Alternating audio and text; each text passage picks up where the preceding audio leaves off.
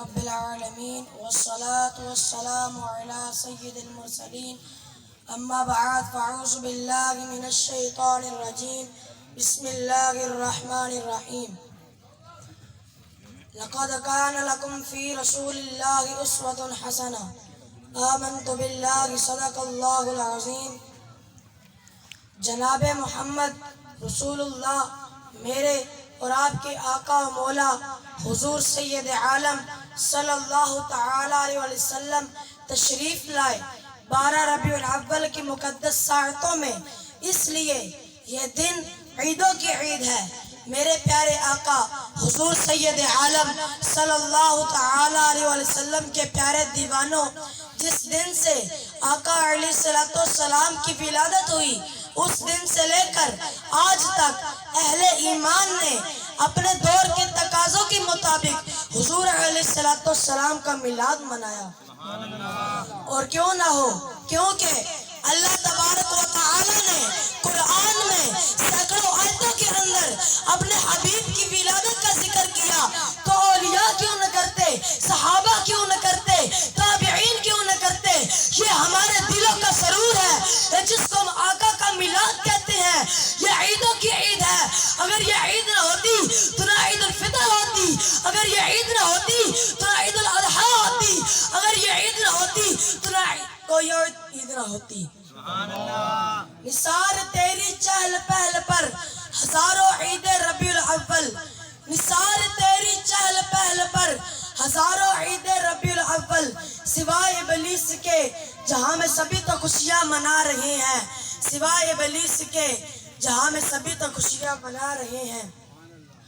میرے پیارے آقا حضور سید عالم صلی اللہ تعالی علیہ وسلم کے پیارے دیوانوں، یہ کلیاں نہ ہوتی، نہ گلوں کا تبسم ہوتا، نہ چاند کی چاندنی ہوتی، نہ سورج کی رعنائیاں ہوتی، نہ آسمانوں کا سائبان ہوتا، نہ شفق کا جمال ہوتا، نہ افق کی سرخی ہوتی، نہ زمین کی چادر ہوتی، نہ سبزہ زار ہوتا، نہ لالا کا رخسار ہوتا، نہ چڑیوں کی چہچاہٹ ہوتی، نہ لالا کا رخسار ہوتا، نہ نرگس کی آنکھیں ہوتی، نہ کائنات ہوتی، نہ ارضیات ہوتی، نہ فلکیات ہوتی، کچھ نہ ہوتا، نہ پتھروں کا وجود ہوتا، نہ پہاڑوں کا غرور ہوتا، کچھ نہ ہوتا، کائنات میں اگر اللہ کا لال نہ ہوتا۔ اس لیے میرا اللہ فرما چکا ہے، لولا قلم خلقت الدنیا، حبیب اگر تجھے پیدا کرنا نہ ہوتا تو میں اس کائنات کو پیدا نہ کرتا۔ وہ وجہ تخلیق کائنات ہے، وہ وجہ کن فقہ ہے، جس کو آمنہ کا لال کہتے ہیں۔ خورشید گیلانی سید سلیم گیلانی کا شعر میں آپ کے سامنے رکھوں تو میری ساری تقریر کا اگر آپ اسے خلاصہ کہہ دیں تو کافی ہوگا۔ میری ساری گفتگو کو آپ اپنے ذہن میں رکھیں۔ نہ خرد کی روشنی تھی نہ جنوں کی آ گئی تھی، نہ خرد کی روشنی تھی نہ جنوں کی آ گئی تھی، تیری راہبری سے پہلے یہ جہاں جہاں نہیں تھا، تیری راہبری سے پہلے یہ جہاں جہاں نہیں تھا، تیرے آستان سے پہلے کوئی آستان نہیں تھا، میں وہ زمین تھی جس کا کوئی آسمان نہیں تھا۔ تو زندگی کا سارا نور اور زندگی کا سارا جمال اس چوکھٹ سے ملا۔ میں آپ سے پوچھتا ہوں، جس نبی نے زندگی کا حقیقی نور ہمیں دیا، کیا ایک دن کے محفل میلاد سے حق ادا ہو جائے گا؟ آئیے اپنی ساری زندگی حضور علیہ السلام کے نام لگانے کا عہد کیجئے۔ یہ میلاد کا لفظ تو عربی زبان کا ہے، اس کو اردو میں یوم پیدائش کہا جاتا ہے اور انگلش میں برتھ ڈے کہا جاتا ہے۔ کسی کی برتھ ڈے پر جانے کا کبھی اتفاق ہوا ہو؟ پہلی بات تو یہ کہ آپ کسی کی برتھ ڈے پر جاتے ہیں تو یوں ہی نہیں چلے جاتے جب تک وہ بلائے نہ۔ تو کیا آج حضور علیہ السلام کے میلاد پر بن بلائے آ گئے ہو؟ بلانے والے نے بلایا تو آئے ہو نا۔